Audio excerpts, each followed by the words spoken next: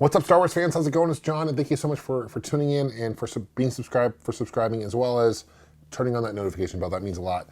This video, I want to share my thoughts of Star Wars: The Rise of Skywalker.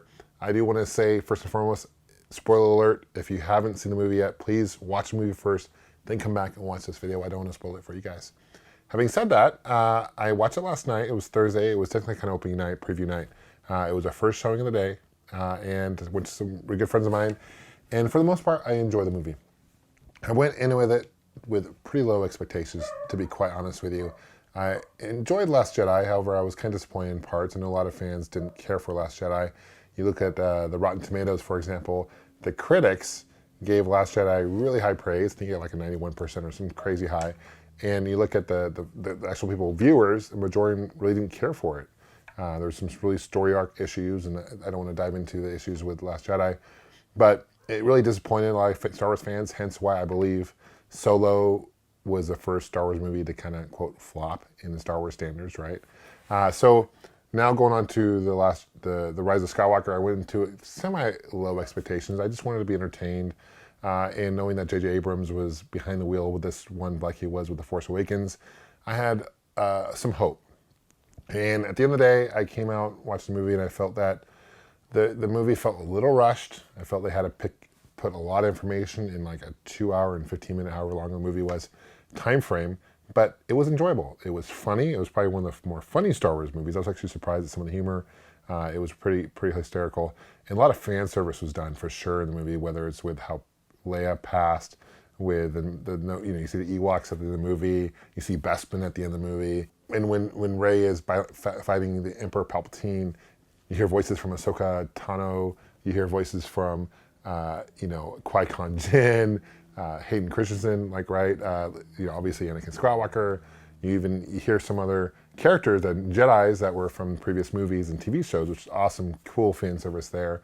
I felt at the very, very end of the movie when Rey goes back to Tatooine and goes to Luke's old home and kind of buries the two lightsabers, Leia's and Luke's lightsaber. That was a pretty touching moment. And when she's like, my last name is Skywalker, basically she was adopted into Skywalker.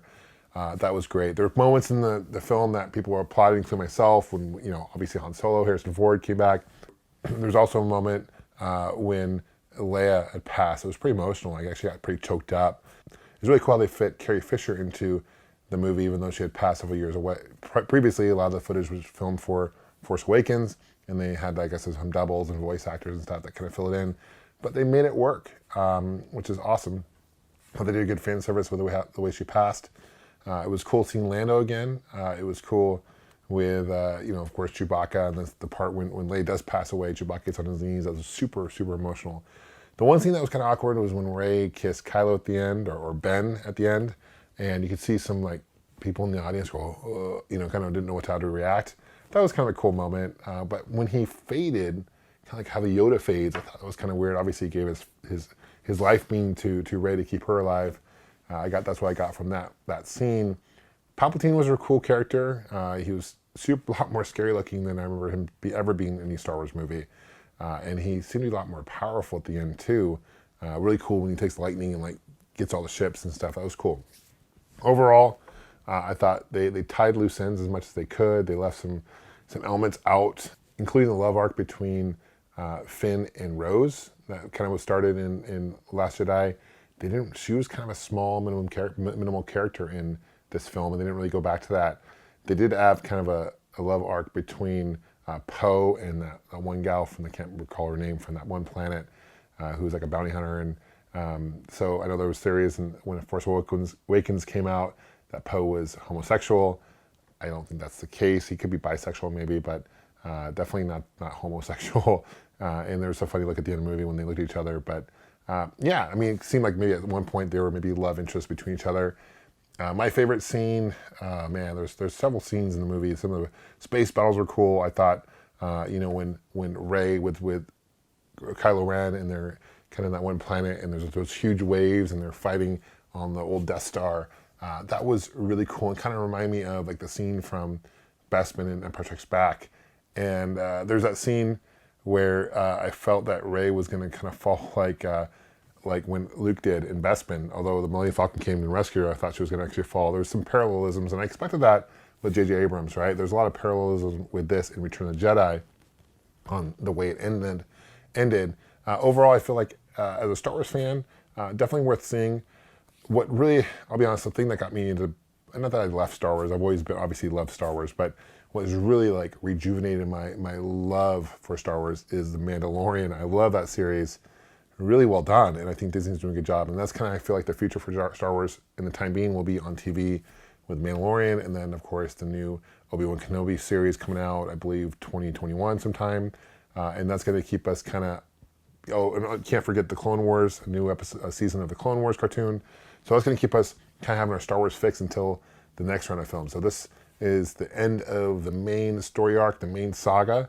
But there's going to be spin-offs. I wouldn't be surprised if they have a Rey spin-off. I wouldn't be surprised if they have a prequel to like when Rey was a child and her family and all that, and the Palpatine and all that. They didn't really explain very well how Palpatine survived the fall.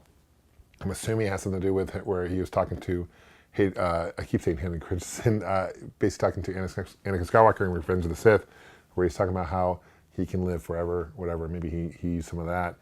They kind of briefly talked about Snoke in the very beginning, where they show that basically he was like a clone and he was a creation of Palpatine. That was kind of just very glanced over. Really cool to hear James Earl Jones' voice as Darth Vader in the very beginning when Kylo Ren is looking for Palpatine. I thought that was a really cool scene, kind of a quick homage to the original ones. Overall, how do I rate the new sequel trilogy compared to the prequels in the original trilogy? I still love the original trilogy first. I'd probably still say maybe the sequels could go second and the prequels would go third. However, over time, episode 1 has grown on me. I know a lot of people are kind of cringing when I say that, but I love Maul, I love Qui-Gon Jinn, and I just love that movie. And I love Revenge of the Sith as well. I thought that was a pretty decent movie. Not a fan of Attack of the Clones, but having said that, I wish that there was more tie-ins from the sequels to prequels. They've done that with the spin-off movies with Solo. They had brought Maul in at the very end, right? They did that with Rogue One when they brought in Organa, right? Bail Organa, he came back. Ray praised his role, which is cool to see. But they haven't done that with this. They didn't do that with this series. And I was kind of hoping, I was really hoping towards the end of Rise of Skywalker that they would have, like they did show Force spirits of Luke and Leia, which was really cool at the end. But I was really hoping they'd show Anakin as, Hayden Christensen at the end. I was really hoping they'd show maybe Yoda, Force Ghost, or even Qui-Gon Force Ghost would have been really cool to see at the end. But they didn't. I can't blame them on that. Overall, the critics have been very critical of the Rise of Skywalker. I think as of now, it's adjusting, of course, still based on reviews coming in. They've given it, I think, like a 57 out of 100%. Kind of low. It's the second lowest Star Wars movie behind basically, I think, is The Phantom Menace, or if you don't include the Clone Wars cartoon, of course. But you look at the people actually watch the movie, actually really enjoy it. So this movie is made for the Star Wars fan. I don't really try. I take critics, basically I take it with a grain of salt. They said the Last Jedi was great, and it wasn't. And they said this movie isn't great, and I think it's good, right? So anyway, please, I hope you guys enjoyed this video. Please leave a comment below. Let me know what you guys think of Rise of Skywalker. I'm curious to hear your guys' thoughts on the movie. Thanks. We'll see you guys soon. Take care, and may the Force be with you always.